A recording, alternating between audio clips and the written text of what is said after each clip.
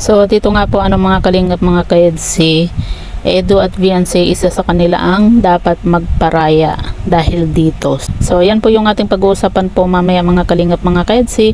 Pero bago po natin ipagpatuloy ang video ito, sa mga bago pa lang po sa ating munting channel, huwag po natin kalimutang suportahan ang ama ng kalingap Kuya Val Santos Matubang at Kalingap Rab.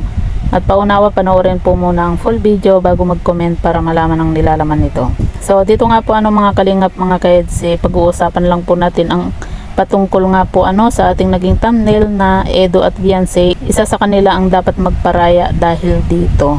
So dito nga po mga kalingap, sa nakaraang serye nga po ng Tambalang EDC ay laking gulat nga po ni Kalingap Edu kay Viancy at naninibago nga po ito dahil sa mga pinaggagawa nga po ni Viancy, gaya na lang ng ginawang box ni Viancy na naglalaman ng mga sulat sa bote, mga picture at iba pa po mga kalingap.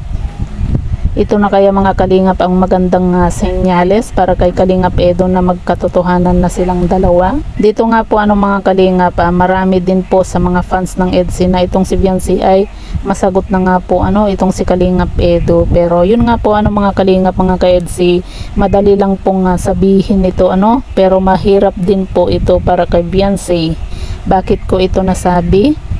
Dahil sa kung sakaling magpapaligaw talaga itong si Viancy kay Kalingap Edu, mga kalingap mga ka-EDC, sa totoong buhay mga kalingap ay mayroon itong tamang proseso dahil alam naman natin mga kalingap mga ka-EDC at sa mga hindi pa po nakakaalam ang patungkol kay Kalingap Edu, na itong si Kalingap Edu ay isang iglesia nga po ni Kristo at bawal po para sa kanila ang makipagrelasyon o mag-girlfriend na hindi po kasama sa kanilang pananampalataya nga po mga kalingap.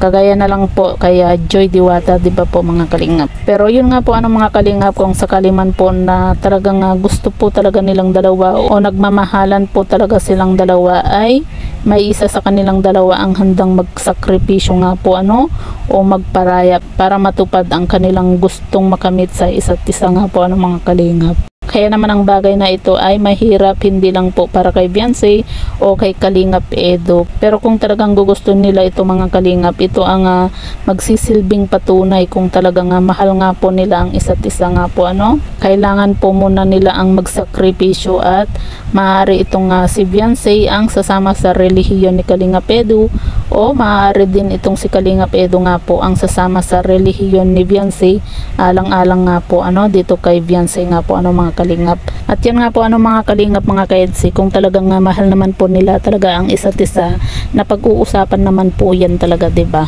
At isa rin po talaga sa kanila ang dapat magsakripisyo nga po mga kalingap.